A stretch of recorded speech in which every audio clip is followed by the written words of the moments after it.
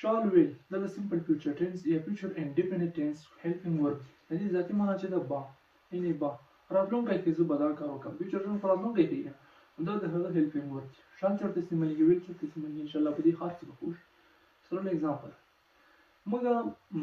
will د I U د plural subject مفرد هر یو subject لپاره موږ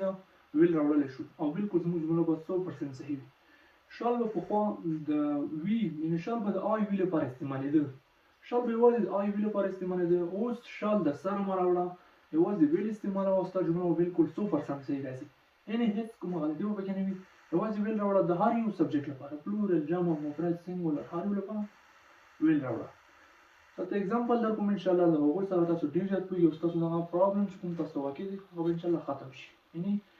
د I U د هر یو subject لپاره will راوړه او شال د سره مې استعمالوه د I U لپاره په استعمالېده خو اوس یې مه استعمالوه بالکل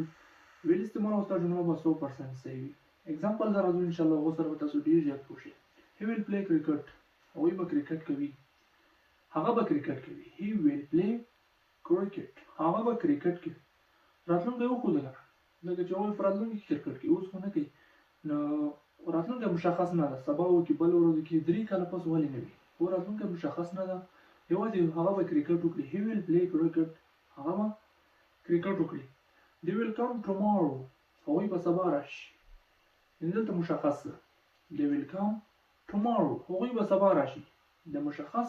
دلته وخت مشخص کړه چې هغوی سبا راځي که نه they will come tomorrow هغوی به سبا راشي یعنی کله چې وخت مشخص وي بغیر د وخت که وخت مشخص هم ښیي که مشخص هم نه وي نه ښیي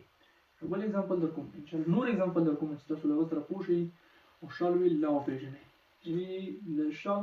شال خو تاسو ما پهله وویل چې مه استعمالوئ او که بیا هم I U لپاره استعمالېږي خو مه استعمالوئ ځکه یوازې ویل استعمالوه او ویل کې ستا جمله بالکل صحیح we will meet them موږ به له هغوی سره ملاقات وکړو we will meet them موږ به له هغوی سره ملاقات وکړو یعنې دلته بیا وخت مشخص نشته ځکه چې څو وخت به له هغوی سره ملاقات وکړي هفته پس وي کال پس وي میاشت پس وي یو ورځ پس وي یو سیکنډ پس وي یو منټ یو ګنټه وخت مشخص نه ده که we will meet them موږ به له هغوی سره ملاقات وکړو بل اگزامپل we will help them موږ به له هغوی سره کومک وکړو موږ دلته ګوره دلته تاسو پرابلم تاسو ډېر زیات کمپریشن کېږئ ځکه چې دلته موږ وي لپاره ویل راوړی ده یعنې موږ شال دلته نه دی استعمال کړی د وي لپاره مو هم ویل راوړی ده we will help them موږ به له هغوی سره مرسته وکړو په کار دا چې دلته موږ شال راوړی وي خو شال مه راوړئ ځکه زموږ دغه جمله چې صحیح وي نو شال ته ضرورت د سره نشته یوازې ویل راوړه او ستا جمله به صحیح وي we will help them موږ به له هغوی سره کومک وکړو یعنې دا هم وی لپاره موږ ویل راوړی ده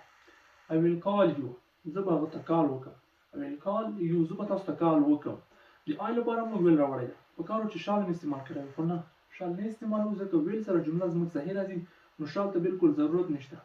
یوازې ویل استعمالوه او ستا جمله به صحیح راځي ځکه شال ته چې ضرورت نه وي ویل باندې چې جمله صحیح راځي نو شال مه استعمالوه شال ته ضرورت نشته I will call you زه به تا ته کال وکړم دلته بیا وخت مشخص نه ده د I U لپاره هم ویل استعمال د هر سبجیکټ پلورل جمع مفرد سینګولر لپاره یوازې ویل راوړه او ستا جمله به صحیح وي یعنې شال د سره مه استعمالوه ځکه شال پخوا به د I U لپاره استعمالېده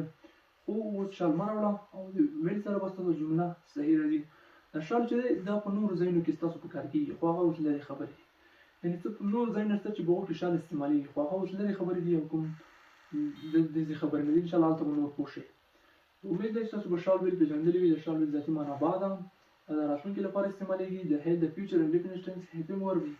او راتلونکی ښیي د I U پلورل مفرد سینګولر هر یو سبجیکټ لپاره ویل استعمالوه او شال د سره مه راوړه ځکه چې ویل سره ستا جمله صحیح راځي نو شال ته ضرورت نشته امید ده چې تاسو به شال ویل پېژندلي وي او دا به مو زده کړي وي که چا ویډیو داسې کتلی نو په همدې ځای باندې د ویډیو کې موږ ته کمنټ باکس کې ووایم چې پوه شوی او که نه او که نه یې پوه شوي بیا یې وګورئ دوباره یې وګورئ او که نه وي زموږ په چینل نو خامخا یې سبسکرایب کړئ او دا سره مخکې هم شیر کړئ ستاسو په انګلیش ویلو یعنې ستاسو انګلیش زموږ ارمان دی see you another video goodbye